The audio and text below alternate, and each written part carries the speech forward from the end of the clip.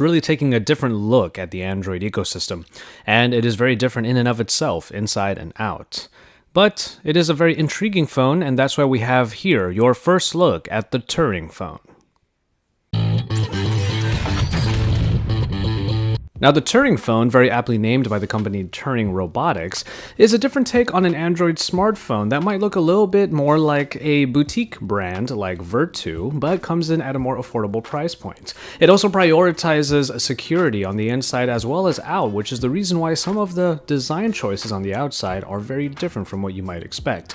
But first, before we get into the design itself, which is really all I can show you of this phone because they didn't really have a full working camera or even software inside of these particular prototypes that they were showing me.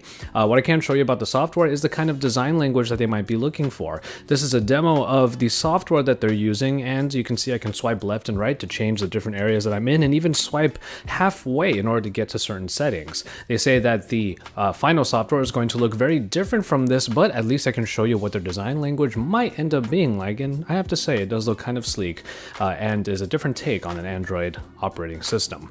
But let's take a look at the device itself. Now, it definitely has the look of, let's say, a high-end sports car, and it definitely feels like one as well.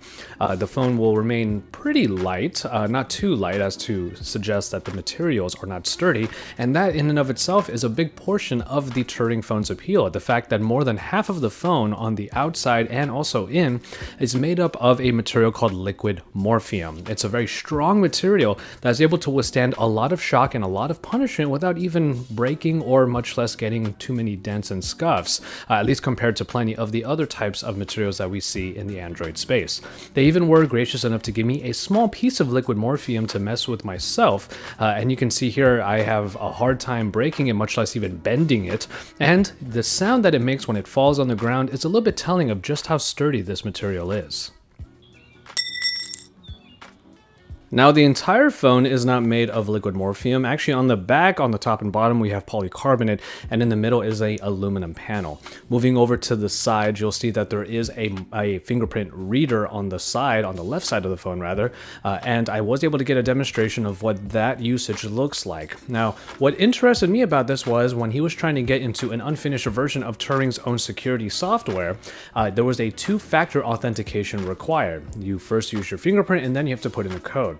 It really goes to show you just how much Turing wants this phone to be as secure as possible, and it also has to do with the design, because you'll notice that around the entire device there's really no headphone jack, because they want the phone to just be Bluetooth audio capable. They told me that headphone jacks and using wired headphones is kind of passe. And then on the bottom there is no micro USB charging port, or data port I should say, because the magnetic strip that's down there is for charging and no data transfer. Data transfer will be done with Turing's own proprietary software that utilizes Wi-Fi for you to transfer data from, let's say, your computer to the phone. So really, this phone is supposed to be self-contained, where everything on the inside is just what it is, and there's nothing that will tamper it from the outside world. That also includes some protection, as the waterproof phone will be able to withstand depths and also some shocks because of the liquid morphium outer body. But one interesting fact about the waterproofing is that all of the innards are coated as well. So even though there are some open areas in the design where water might seep in, it's not going to keep the phone from working. And you just have to shake off the water and you should be good to go, because not only is the outside coated for the waterproofing, but every little part on the inside is as well. So we are going to get our hands on a review unit pretty soon, but the phone is going to be available for pre-order starting on July 31st. The 16GB version will go for $610, which is a pretty low price point considering that phones with this kind of attention to detail tend to go for even more, like for example phones by Vertu.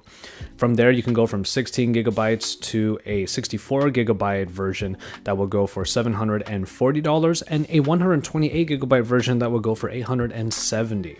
So this is a look at the Turing phone, mostly at the design, because these particular prototypes were all that I was able to look at. A very short look at software, not even the final finished product, but you will just have to wait for my review unit to get here, and I'll give you all of the details about the Turing phone at that point. So make sure you keep it tuned to Android Authority for even more about the Turing phone, and keep it tuned here for even more from all of us here at Android Authority, because we are your source for all things Android.